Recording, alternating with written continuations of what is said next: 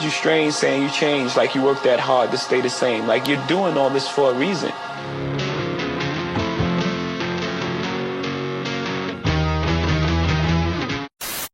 Welcome to episode 148 of Box in the Basement. This is the Nike GT Cut 3 Electric or Safari colorway.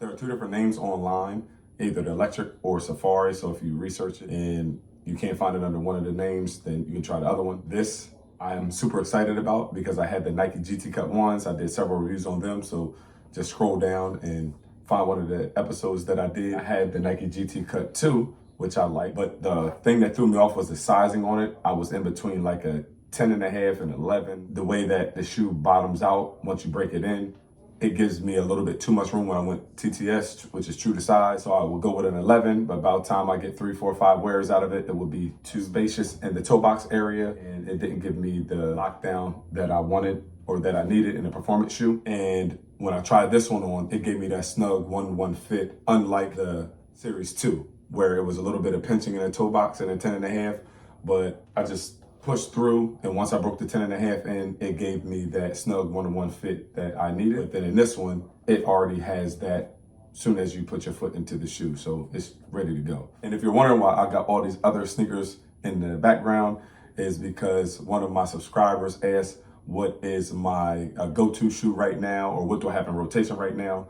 And with all of the training I do, performance development, all the working out that I do on my own, and just getting up and down the floor, the Nike Kobe, this is the Protro 6, my favorite. So I know astronomical prices with the GT Cut 1. I probably had 5 or 6 different colorways in them. The astronomical prices, they're over $500, $700, over $1,000. Some of them $2,000 for the shoe, which I don't condone. $200, actually these are $205, so they put the extra $5 price tag. And these ones are astronomical prices as well. If you get the first edition, then obviously it's well over $1,000.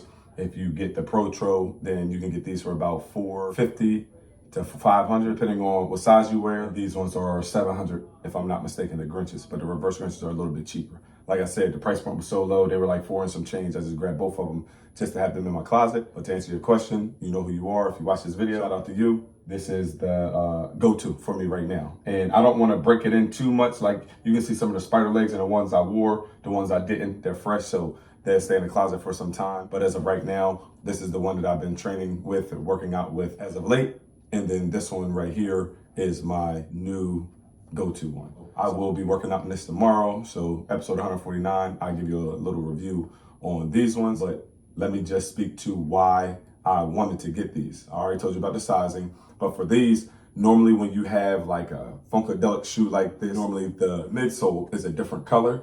I like how it was all one piece, all one paneling. So I wanted something that would jump out, you know, when you're on the court. It does have the translucent on the sole, and it actually has 2 different translucent. This is like a frost translucent. This is a clear translucent, you can see. And then has a lot of things that answers to the low top shoe that I like to wear, as well as the heel cup and Achilles protection, and just the premium materials that this shoe is made with, I'm a fan of. So you can see the stitching, you can see the paneling. Ironically, it does have the beads on there, just like the snakeskin beads on here. It doesn't protrude out like the Kobe 6s, but it is more flat. It jumped out to me, actually. It's a different color than the shoe is.